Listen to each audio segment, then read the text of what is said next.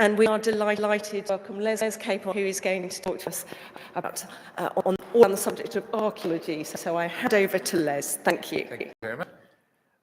This is my 43rd year archaeology.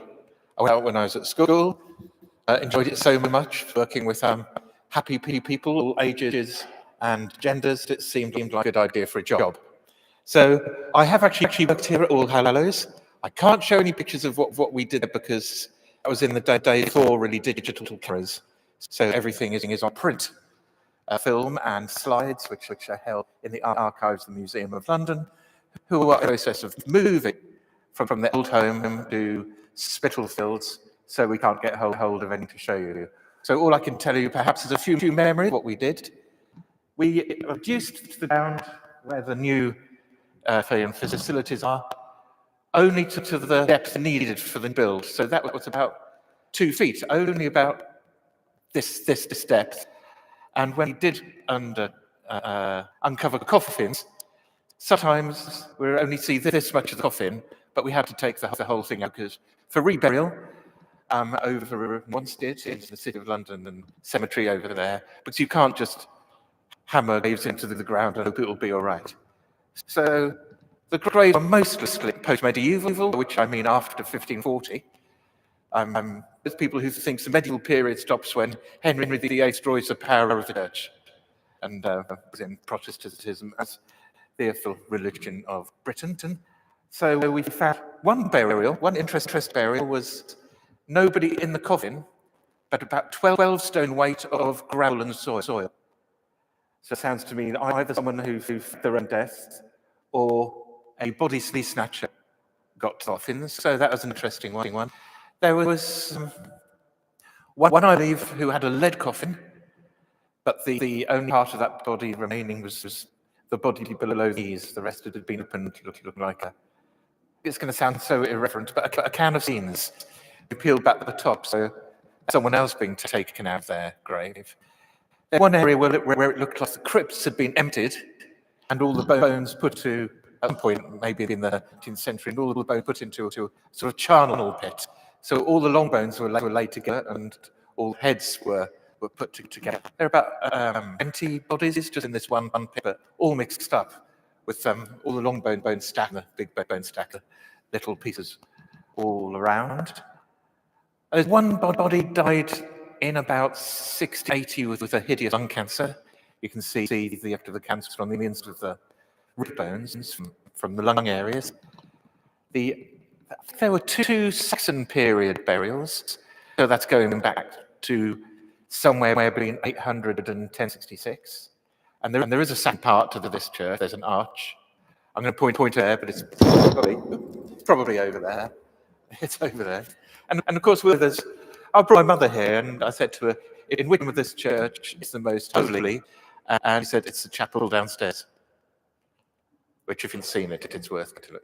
Now, when we did drainage for the new development, we dug down 6 or 7 foot, that's 2 meters in new measurements, and found tessellated, so mosaic Roman pavement at the same level as the Roman pavement in the basement.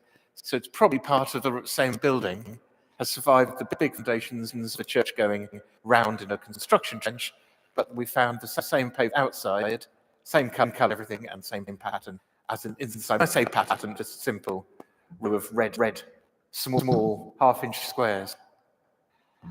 So that's all I know and can remember about the All Hallows by the Tower 1999 dig. So I'm going to show mostly finds, and then it's 110 years since my grandfather, the military medal on Somme. I thought I'd finish with some things we found out after digging practice trenches in Eastbourne. So we'll start with what do we find? Obviously, treasure. More prosaically, building materials, pottery, animal bones, bottles, mostly drinks. It has to be said. Information and, believe it or not, the meaning of life. I'll get to the meaning of life later, and I'll try to quip too frequently about Monty Python's Flying Circus, who did come up with the meaning of life, and I kind of agree with them on that. So use of bricks. Bricks can help us date buildings where we can't take them apart, or because they're listed, such as this building, got no dating evidence because they haven't been dug. But basically, Roman bricks or tile tend to be just about 1.5 thick, and they're either a foot square or 2 foot square, called in Latin pedalis, bipedales. We can understand those words as it's Latin foot. So the 1 foot pedal is 2 feet bipedal. I guess if they're 4 feet square, it'd be quadrupedales. So the medieval bricks are up to 2 inches thick. There's a lot of those in walls of churches. I'm going to show one example in Greenstead, surely. That's Greenstead, just at Ongar in Essex, when there's a particularly lovely ancient church. After 1580, helped fund her wars, Queen Elizabeth, because it's the first tax of things. So there are bricks she taxed if they were bigger than 2¼ inches. She taxed windows, taxed hearths, anything to fund her war with the Spanish. I guess if she'd married Philip of Spain, then she wouldn't have had to fight the Spanish. And then in 1780, George III, the French and later on Napoleon, demanded the bricks that varied from 5/8 of an inch be taxed at a different rate, a cheaper rate. So everything got standard to that. Now, most of our bricks manufactured today are that same size. Roof tiles, for example, Henry VII, the Tudor monarch, taxed any roof tiles that were different from 1/2 inch thick at a higher rate. So all roof tiles since 1485 are 1/2 inch thick. And we cheat archaeologically and say, well, that's different, it must be or that one's coloured, it's minting or something. So there's a lovely website called Penmore Bricks. I've got 3 bricks on there. If you find a brick on there, you can email them and say, look, I found a brick. This is a very common brick to find around 20th century buildings in London. It's LBC, the London Brick Company. It's called 4-press because it's made in a mechanical press to compress the clay, and it's pushed to all sides. So 4-press, and it just became a trade name like that. Now, there's all kinds of bricks. There's this brick, Dalton & Co., famous for manufacturing pottery, but mostly drains. Any of the ceramic drains with the glass on the outside, they're probably made Dalton, who went through a lot of sanitary wear. You can see, so we can look at this website and discover where and what dates the factories making bricks were founded. Here's the thing, this made me laugh earlier, and I hope I'm not going to upset anyone, but Stanley Brothers in Limited opened a new yard in the Buddha district in Nuneaton. They made durable, excellent bricks. So what on earth do they call their bricks? I think you really have to say, not what you were expecting. It's a type of brick. In other bricks that say metal, and I found that confusing. Then, of course, made of metal. Now, I mentioned at a church, St. Andrew's in Greenstead, Ongar. We look at old buildings, can look at the things they're made of, and this has the fame of being partly the oldest church in Britain. The logs that make the side are split oak tree trunks, and they're felled in about 700 feet AD. So on the inside, you see all these are round on the outside. On the inside, everything's vertical. And the roof timbers have plaque display the assassination or martyrdom of St. Edmund, who ought to be the patron saint of Britain, but somehow St. George got took in. And got this medieval tile roof on the left with the dormer windows sticking out and that Tudor glass. Then at the far end, you can see some footwork at the bottom and some thin bricks higher up and a rather pointed doorway. So I've zoomed it in here. So we've got a Saxon timber bit here of the 750s. Then the pass in the chancel at the end. That flint pass ought to date to the 11th century. Then the brick part above it with the doorway and the arched window there, that dates to the Tudor period, so about 15th century. And then the roof of the sanctuary down there is a post-medieval roof. So just in this one building, we're looking at Saxon, early medieval, late into medieval Tudor and modern repairs. We look at more modern things. There's a place called Langton Hills, half an hour on the train out of London, where people in the 11th century used to, in the 12th century, used to travel out and have their area of land, because if you're a slum in London, there's not a lot of land, and they typically grew fruits and vegetables, and the fruit trees are still there, and they're still productive. It's recently been up, and a lot of groups are working there, but when I first went there in the 1990s, you could get old breed damson and plums by walking around, being allowed to cut it yourself. But it's a bit more regulated. Here's a book from Central Whittlesea. And again, we can look up on our website and say brickwork found in 1898 and sold in 1973 after being acquired by the coal bores. So the plot land said rural areas of land coming out from East London because they've got no land. One of the most common things found on archaeological sites, however, is pottery. Pottery started being manufactured in Britain in about 3000 BC, what we call the Neolithic or New Stone Age. The Paleolithic or Ancient Stone Age is not much more than monkey people bashing rocks together, but we are the Neolithic, making pottery and growing crops. They're not hunter-gatherers anymore, they're farms. And then in the Bronze Age, you typically get large urns or beakers with this pattern. What you see on the right of that picture is what we usually find. What you see on the left is the sort of thing that gets put in museums. So very often, we only find rough fragments of very tempered with bits of grit and bits of burnt. There seems to be an almost Darwinian evolution of pottery from the Neolithic period to the modern age. So Neolithic stuff is very rough, gets finer and mill thrown by the Roman period. Here are some fragments of Roman pot. Then we lose a bit of technology in the Saxon period, and we don't even have the pot wheel till it's rediscovered or re-imported or reinvented in the 9th century Ipswich. And then we get glazes to put pots. People realise that a pot was waterproof if you glaze it. And once we start interacting with China from Europe, we want to discover China and how that's made. And the big secret, no one knew how to make China. We were doing imitating China, which I'll get to shortly.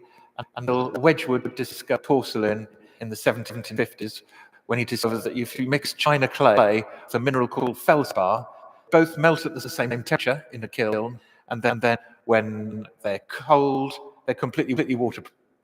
So the thing the Chinese never developed us, they didn't need to. Pottery was too good. So because they didn't develop glass, didn't develop much chemistry, which you need glass because it's not reactive with toxic and corrosive chemicals like sulfuric acid, for example. So a few fragments there. This is what we'd like to find.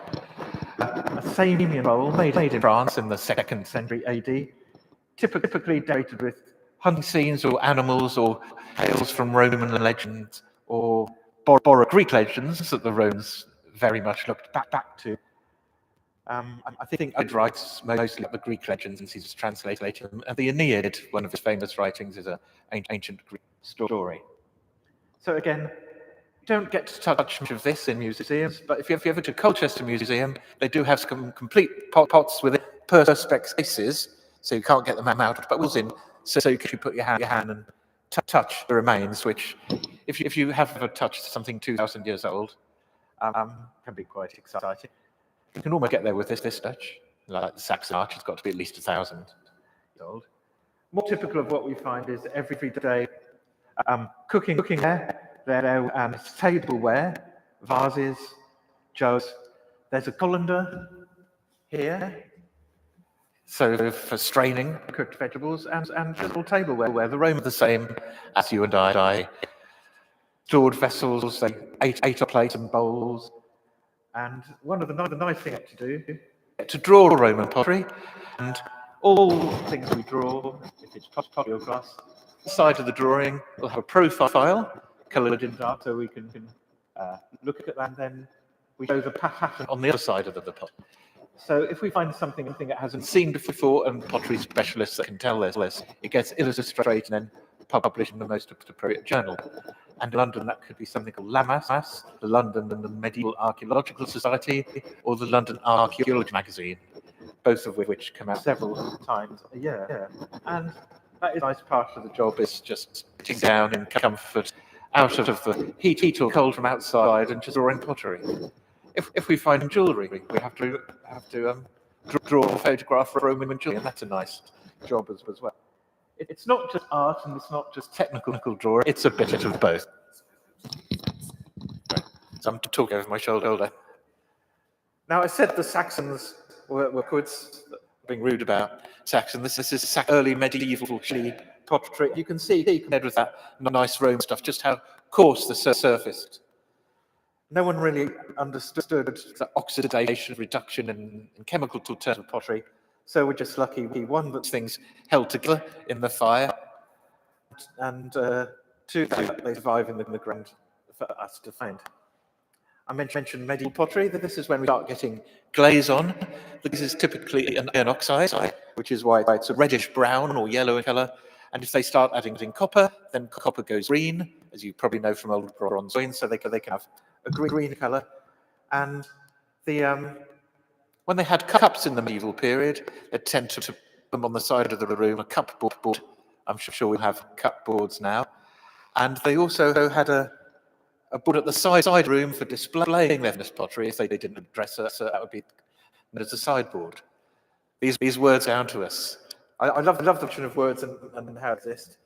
As we move into the 1600s, we get more decorated pottery.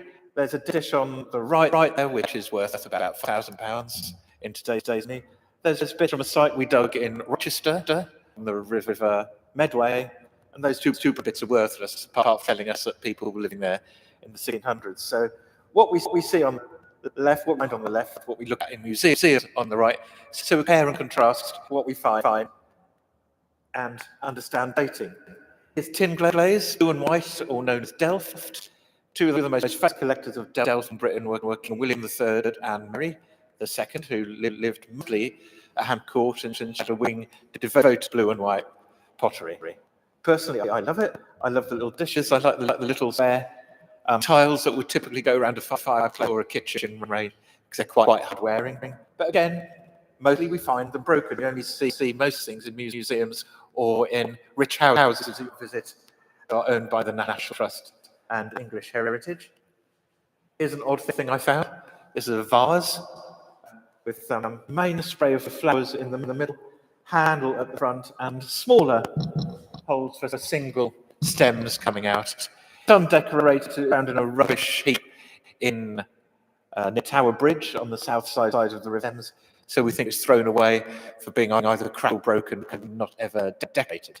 So that should be a blue and white pot, but they haven't the blue on. It's just the white tin oxide glaze there. Almost everyone in Britain, or their grandparents or parents, will have some of this. This is willow pattern plate. It is an attempt to capture the Chinese market by showing all typical motifs you might see on Chinese pottery or China, which should be cherry blossom on trees, willows, bridges, boats, lovebirds. Most sites tell a story of a couple of us who are escaping on a boat from an irate magician. So first they're chased by the magician across a bridge to an island on the left. Then they escape in the boat, and two birds at the top are lovebirds. And it's supposedly an ancient Chinese story, but it's invented by the manufacturer of willow pattern back in the 1780s. More recently, things come to we find on the left there is a pot found in Southwark, not far from a football ground called Millwall, and that is a view of Clacton from the pier. So that would be a typical take of people who go down to the seaside in the 1900s and 1920s. And on the right there is a friend of ours in Walthamstow. She's called Ren Harrison and has a pottery in the Will Morris Park. And that is a bottle shape of a pottery kiln with a transfer print of a pottery kiln on it, a little bit willow pattern that she got from mudlarking on the River Thames, and she put it all together to make pots and sell them, and she's got a bit of a display at a museum in Docklands, and they had that mudlarking exhibition recently. I was going to say, other pottery makers are available. Do we find treasure? Well, sometimes. That on the left is a very worn Victorian bee, has a grand value of scrapple, so about 5 pence. And that on the right is actually a lead token, trading token. And it looks like it's a chicken. It could be a goat. I'm up for any kind of suggestion. But kind of looks like a two-legged beast with a tail at the back and a beak at the front. Those would be used for trading, perhaps, where unscrupulous employers only pay you in their own tokens, so you have to buy goods in their own shops. So you don't actually earn enough to take your money elsewhere after you've finished your employment. That was a thing. Talking of real treasure, that's treasure. These all Saxon brooches found in London, all from the gross of women, all the late 7th, early 8th century. Each one is about 2 inches across. Each is based on gold. That gold has been analysed. In all cases, it comes from Germany. So we think that Saxons, they're Saxony. So Anglo-Saxons, are they British? No, they're immigrants from Saxony, and I was going to say Angleland because I don't know where they're coming, but it's probably there. And all of them are decorated with garnets. That's the redstone. They're all from Sri Lanka. And there's silver behind the garnets to make them reflect light more. And I think that it is an indication of really the Silk Route. So the ancient Silk Route that brings goods from Far East through Arabia and into Europe. That's really the garnet we'll get here quite simply from India. The 4-pointed star is quite a good theme, as is 6-pointed star.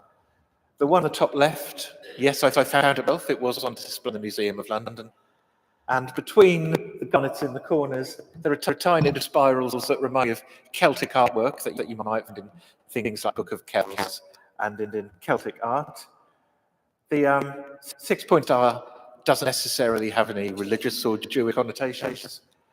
It's just an easy way of dividing up a circle with 6 points, because the radius circle is the same as distance between the 6-pointed star. So if you can draw a circle compass, you can divide it into 6 because it's the same dimension. It's only that with how maths works in the ancient world. I do like the middle one on the bottom. That's a couple of intertwined circles, which also have a lot in common with Celtic art, although they're all from the Saxon period. I will digress. Let me just say something about immigration. At the last Ice Age, no people who were living in. That means that everybody who's come here is an immigrant. Just think about that. Less exciting, perhaps, or occasional things we find. I've tried to put those at the same scale. So on the right, it is a horseshoe from a medieval horse, and on the left, it is a spur from a rider of a medieval horse. Corroded, of course, because it's iron. And we were digging away in Bicester, a new railway line in between Oxford and Cambridge that goes through Milton Keynes, and that's a road surface that we found on. So we don't just find objects, but find ancient roads, and was buried actually about 4 feet down, because land around it had become so saturated with flooding from the 12th century onwards that one day it just collapsed and sealed everything. Now, in bottles, we do like to photograph things. This is the same bottle in both pictures taken with different exposures on my camera. So if I take ambient light, it looks dark. If I turn up the light, we actually see the truer colour of the bottle.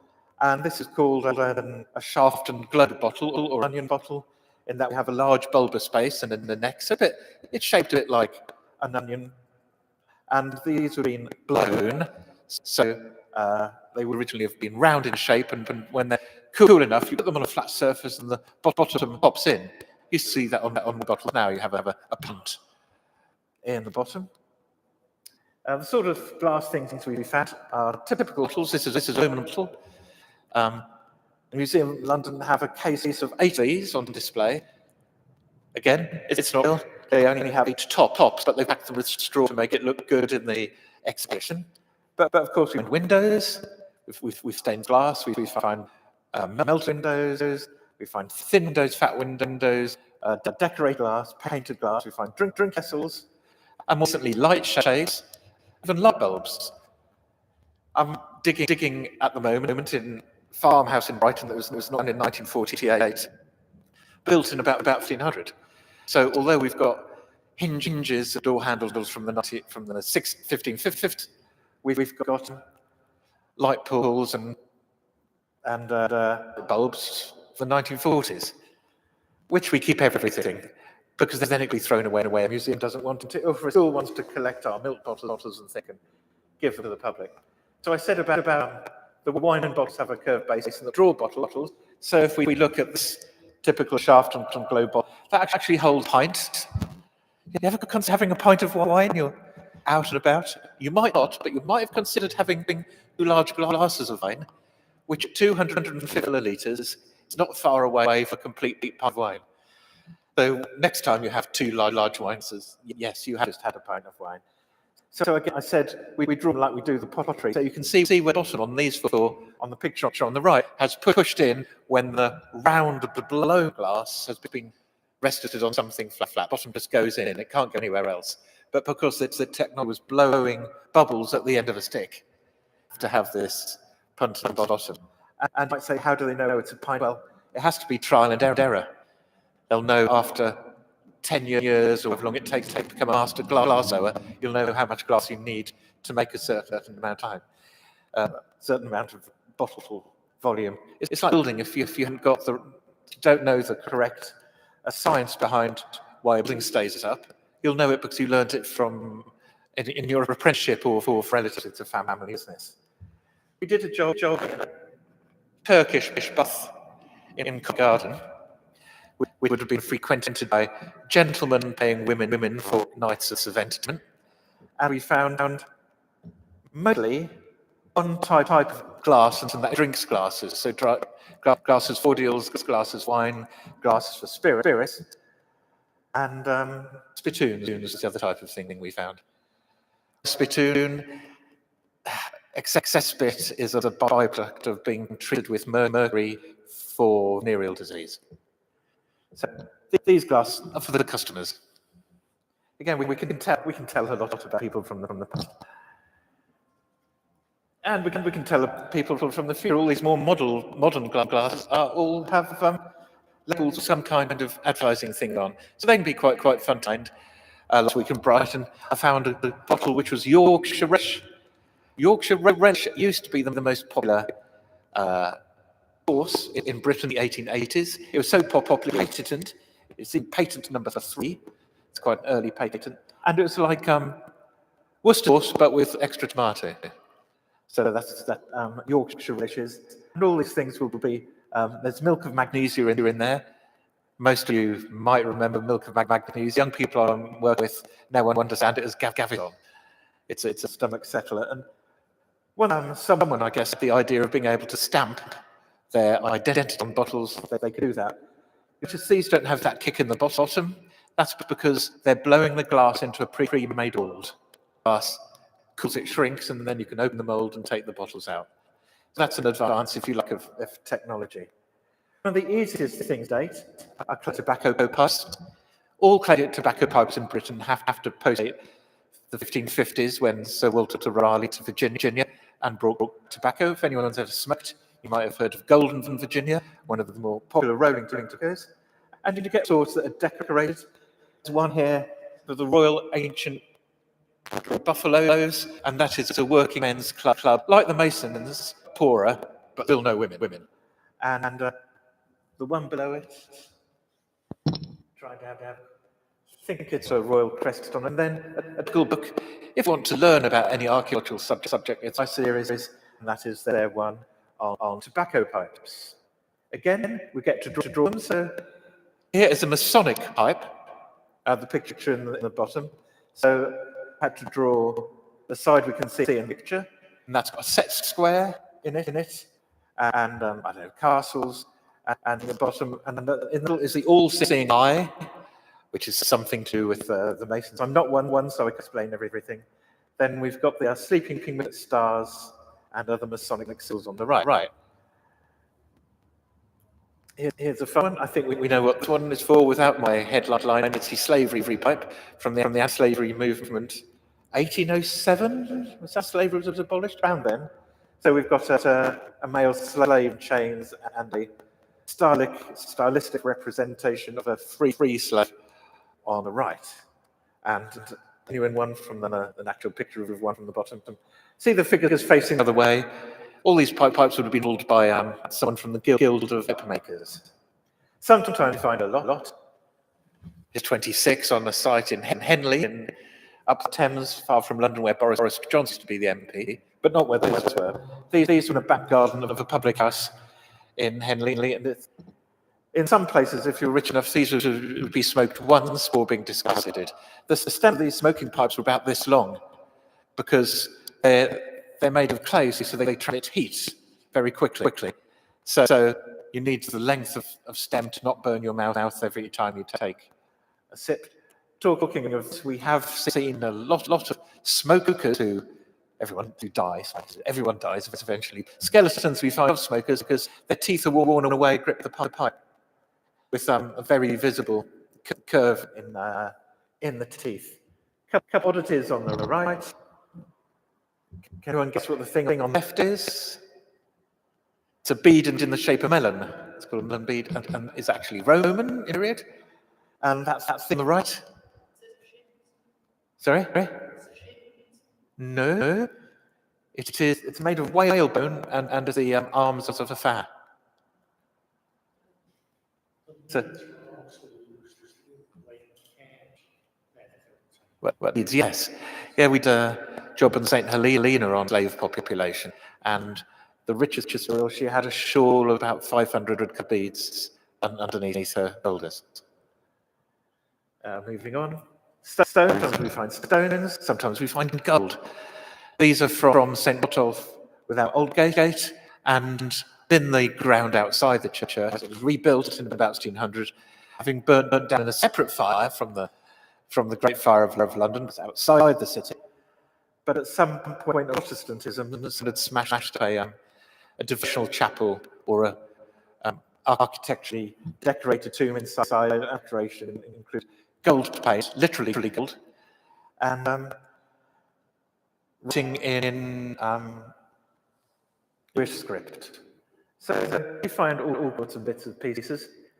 Animal bones are another thing we've about. I'm not going to show you human bones tonight. If I was, I'd warn you.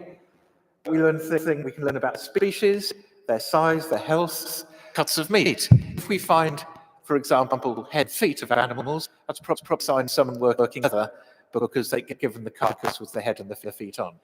If we find only bits of meat, like shoulder of sheep, that's someone only eating them. If we find bones from lamb and veal, piglet, there's rich people because they're eating the softest, smallest, finest cuts of meat. That's why a lamb, if you're eating a rack of lamb, you're going to be richer than if you're having a shoulder of mutton. So we can learn about human status. We might get small bones from schools, like we did a job somewhere near Peterborough, Fens, and all the little ditches which were draining the place where we found Farmstead, were full of bones and toads. They're amphibians, for example. And we compare with known breeds. For example, here's a Chillingham cattle.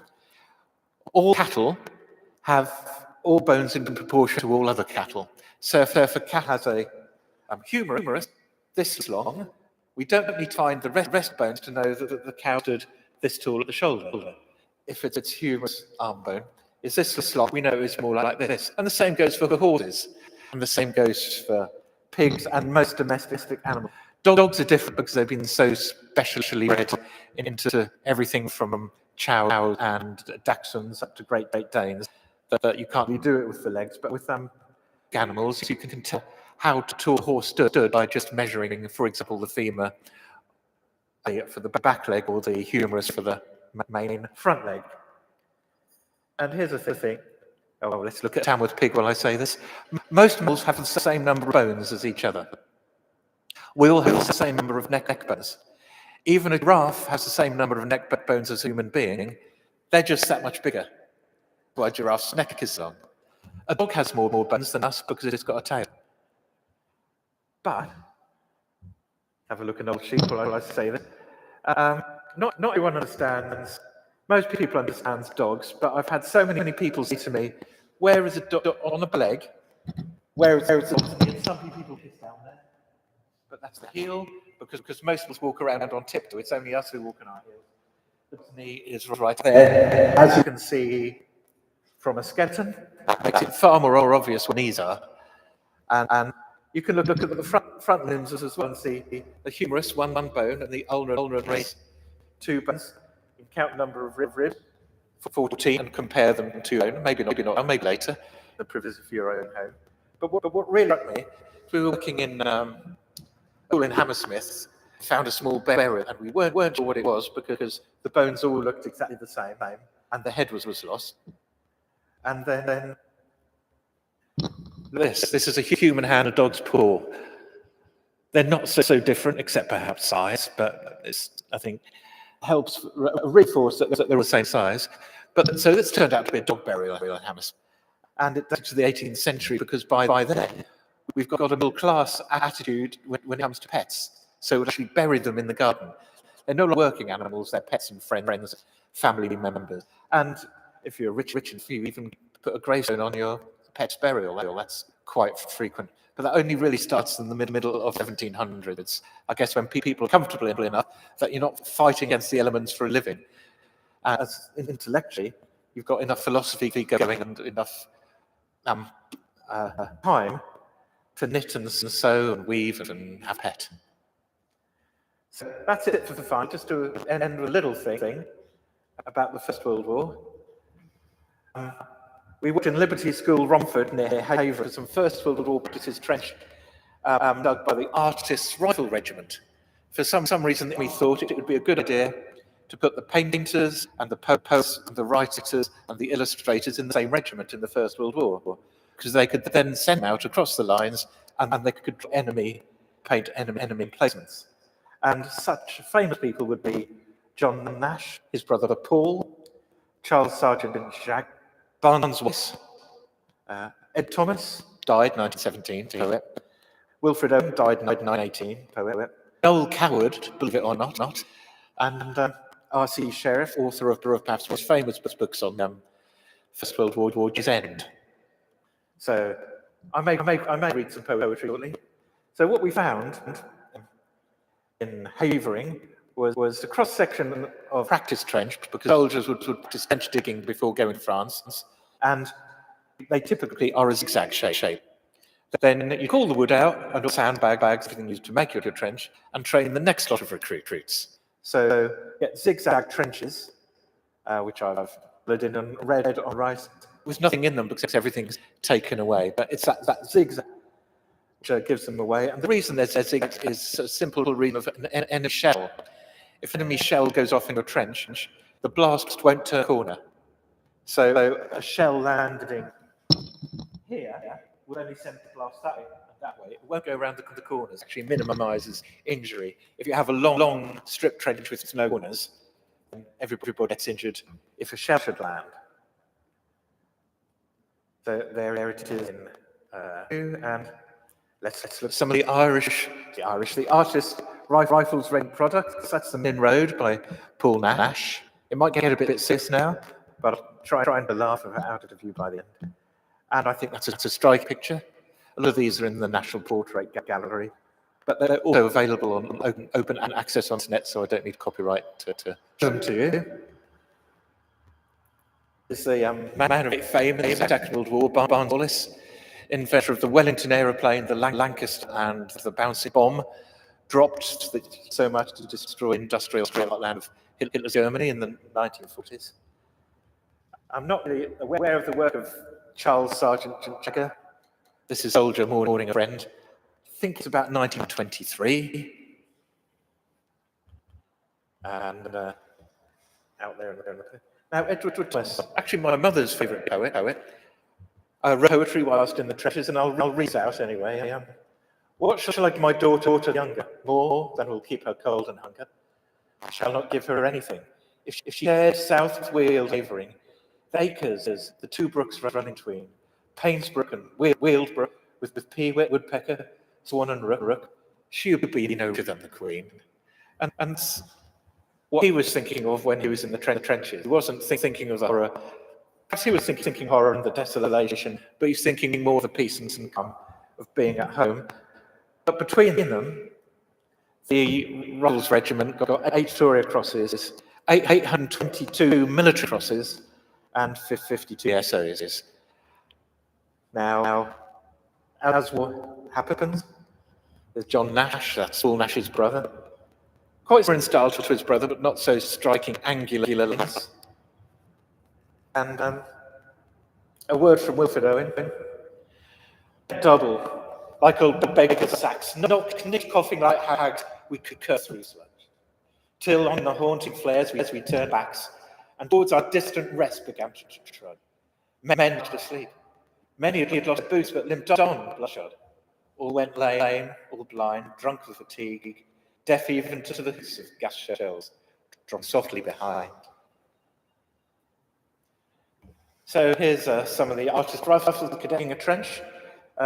This is features R.C. Sheriff, as I've written them there, the writer, standing second from left. And if you haven't seen or no Journey Save, you've seen a First World War film about air pilots called Aces High, which is a story, but with the air cadets.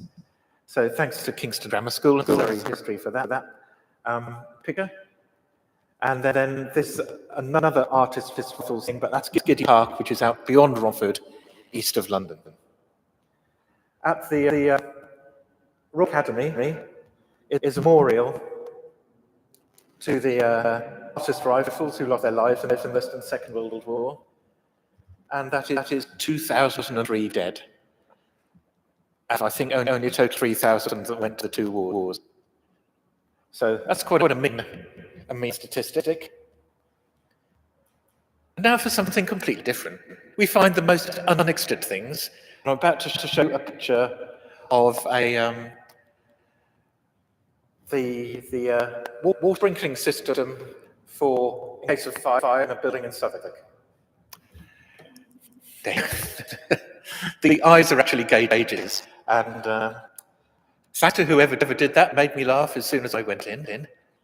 And as said, in my 42 years of archaeology, have I found the meaning of life? Yes. And I am quoting Monty Python. Avoid eating fat. Read a good book every now and then. Get some looking in, and try and live together in peace and harmony with all people of all breeds. There we go. That's the meaning of life. So that's what I've found. Thank you very much. 40 minutes.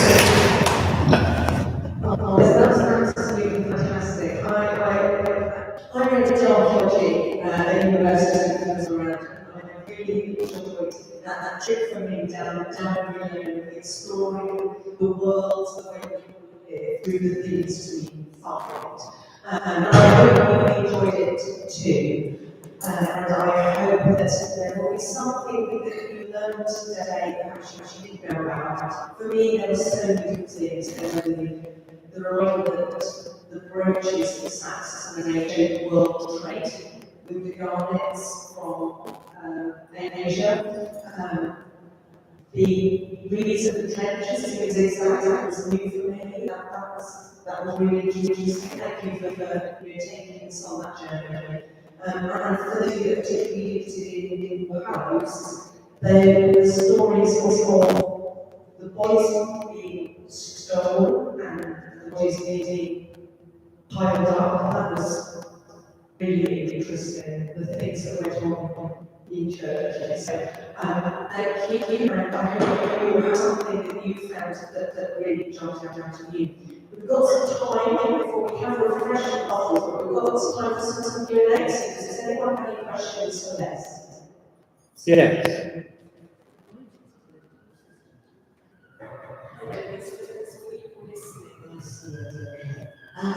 It's a bit but not to do with politics, Oh, personally, we found a row bath Well, that's just one thing in Colchester, and that was a modern bath, all decorated with white checkerboard tiles, and it didn't have a pole, so that just tells us they'd have needed a slave to buck out and put it up afterwards. There's a gold necklace found working down off Upper 10th Street, which is just here near Millennium Bridge. We were about 10 feet down and climbing out of our work pit at tea break, and hanging off colleague's boot was a 14th century gold necklace with a jewel on the end. So we'd just been trampling it in the mud and hadn't seen it until we were climbing a ladder. So that was quite exciting. At the moment, I'm working in Brighton. We've got an old farmhouse, which we expected, but I wasn't expecting to find a Tudor period cellar behind with steps leading down feet to the basement. So that was quite nice and unexpected. So something to see expected, or the very prosaic, which are fun.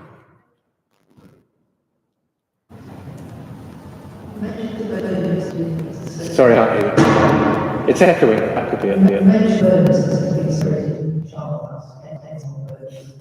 Sorry, the echo is too much for me here. Yes. Do you want to just you're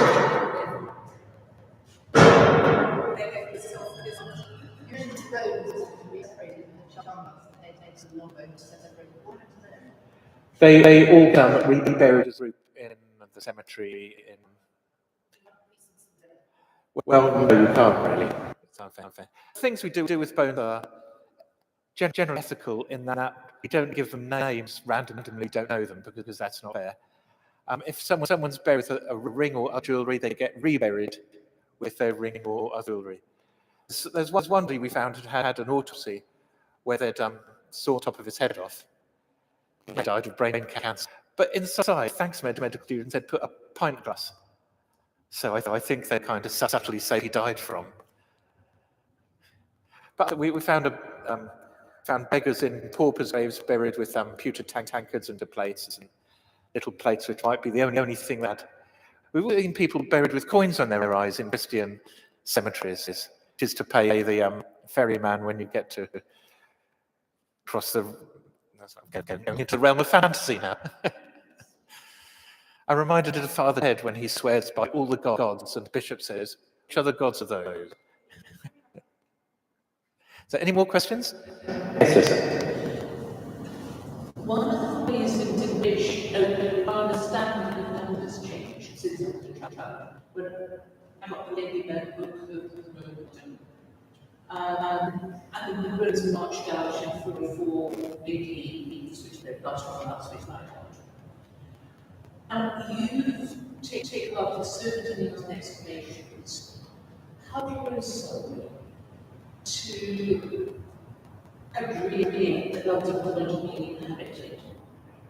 Shall I start out at the beginning? It seems that there was, in the Irish, there were large settlements called Oppida, so Oppidum Gila, and there's one out east at Ilford, which was built in the 1920s. There's one at Wandsworth Wetlands. There's one in Hammersmith, and there's one in Southwark. And recent research suggests that the one in Southwark was called Londonio, which is a local Celtic or pre-Roman word for the islands. So that would suggest that the first settlement in Britain, where what we call London, was in Southwark, and that's the Romans marched on first. The Roman road that comes up Dover stops to meet where London Bridge goes, but goes in a direct straight line to Westminster. So Romans could have crossed the bridge at 2 points, crossed the river at 2 points, and stopped being themselves from being surrounded. They've always got an escape route. But when it comes to the end of London, it does seem that people moved out. There's Bath House just 100 yards that way on Thames Street. And that, I think, has a certain brooch under part of its ceiling. So that building collapsed until the 5th or 6th hundreds, the 5 or 600s. So there's some settlement going on inside the city. But I suspect strongly that apart from a few squatters or hangers on, most people were leaving because the old Roman big buildings, the big masonry stuff was going to fall down, and it'd be extremely dangerous to walk down a road. There's an arch or an old house about to fall down. So it was mostly abandoned, but not very much. There's a lot of manure deposited in the city over 500 years after the Romans leave. So they might have been keeping animals in the stockade that was left within the city, not so much here as in Covent Garden. Everyone certainly came back when the Vikings invaded because Alfred reinforced the walls. And that's in the Anglo-Saxon Chronicle, if we can believe the written word.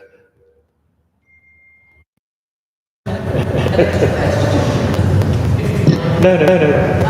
I also know I before this evening. I seem to remember the report of excavation and I think it was based on was evidence of people living in a particular building in I think 6th century. And as I always put up the work and come into point catchment first. Yeah, well, there is a column in the base of a barber shop in Leadenhall Market, and it's probably part of the Basilica.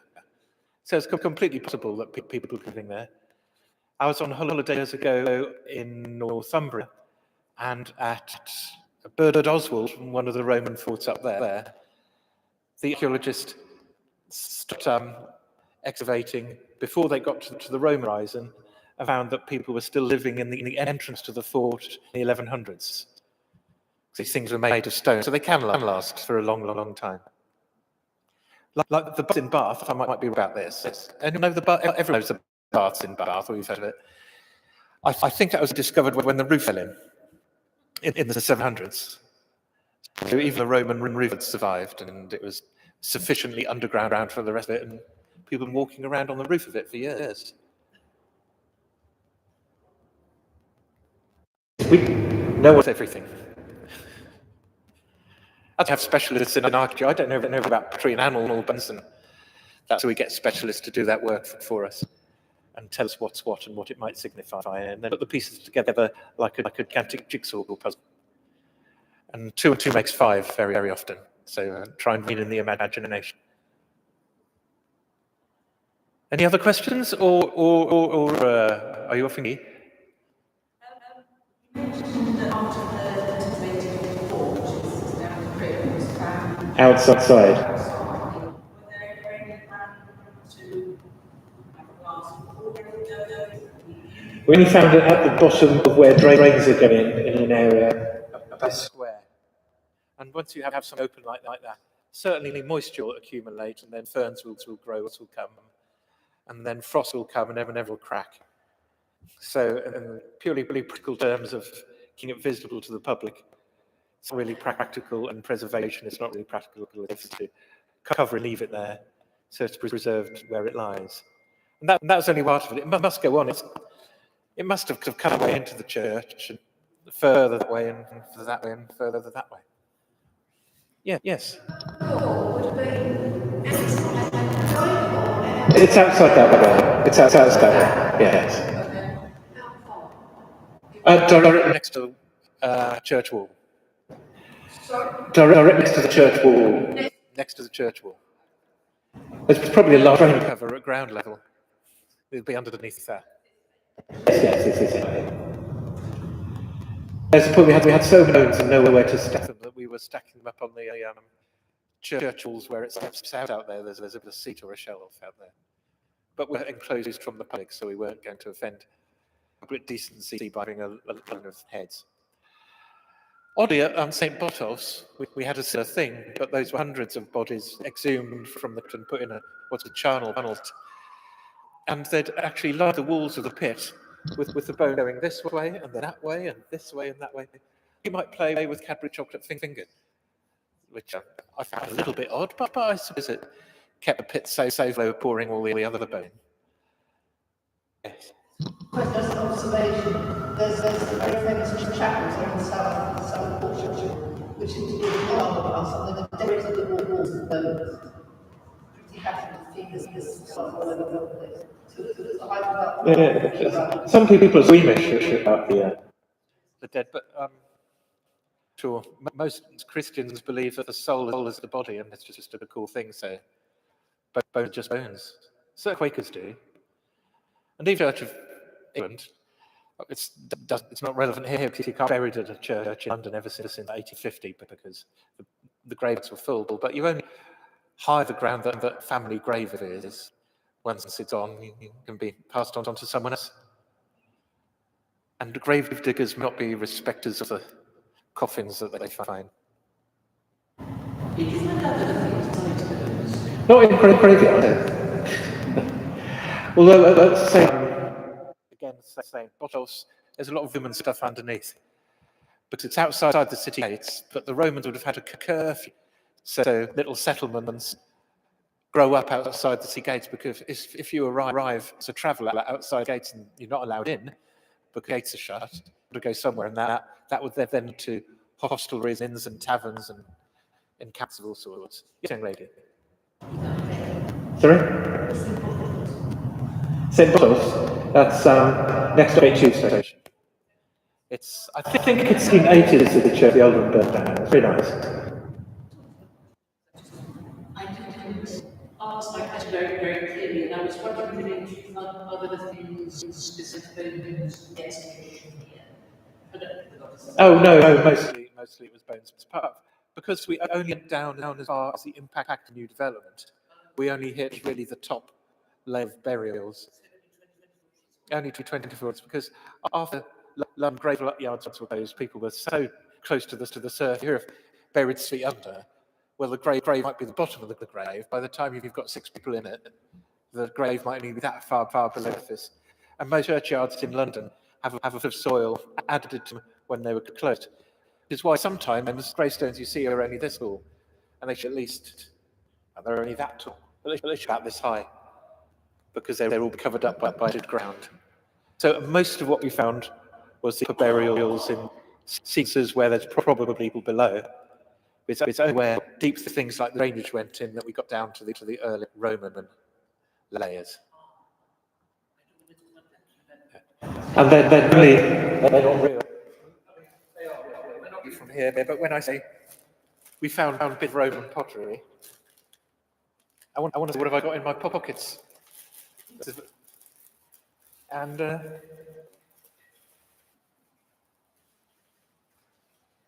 literally a few fragments of Roman brick. You never touched anything 2,000 years old. We've got a bit of arms.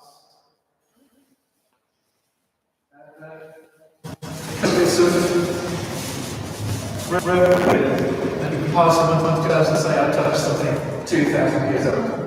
That's the bottom of the pass. So the hole is at the bottom, and then flat would be inside large tiles coming out. Where are these from? Those specifically from Am Street and Southern. The museum was Mrs. Gardner. They've got big titles. So to teaching collection. So 30,000 years old.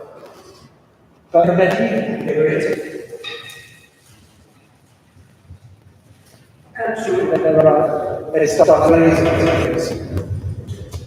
Probably took this in. So these things are about 500-600 years old.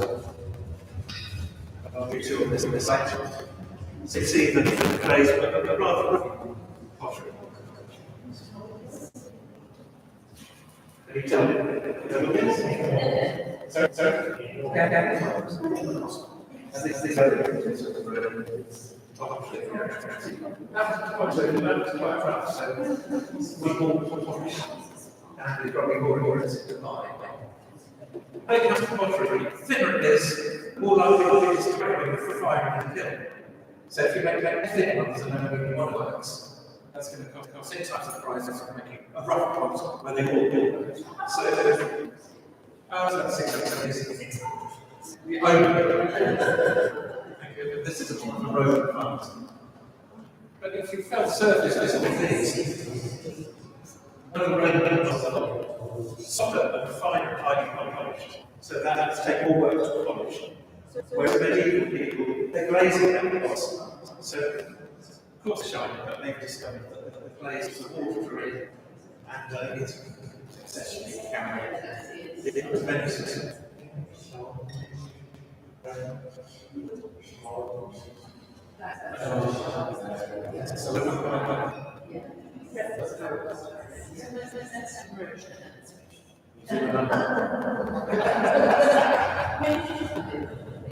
Underneath the London Transport Museum, Old Street. So if you haven't gathered, this is probably Colada, the whole thing. And this is the Buckingham Palace. It's a campus.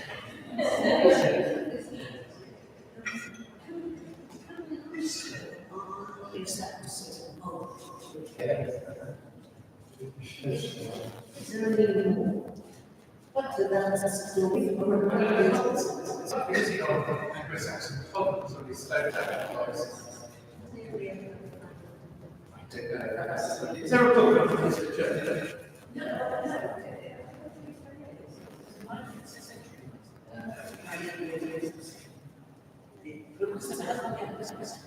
It's only fragments.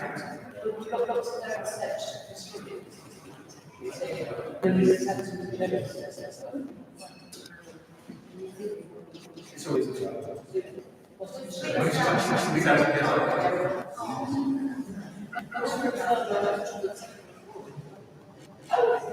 Well, there you go. So we had something really special there tonight. So I'd like to was it? We have some freshness and then an opportunity to carry on chatting and asking questions. But that is we're going to draw a presentation and host there. So we should all appreciate it today. Thanks very much. Most of this. Oh, and thanks to the tech guys for sorting out the screen and the computer.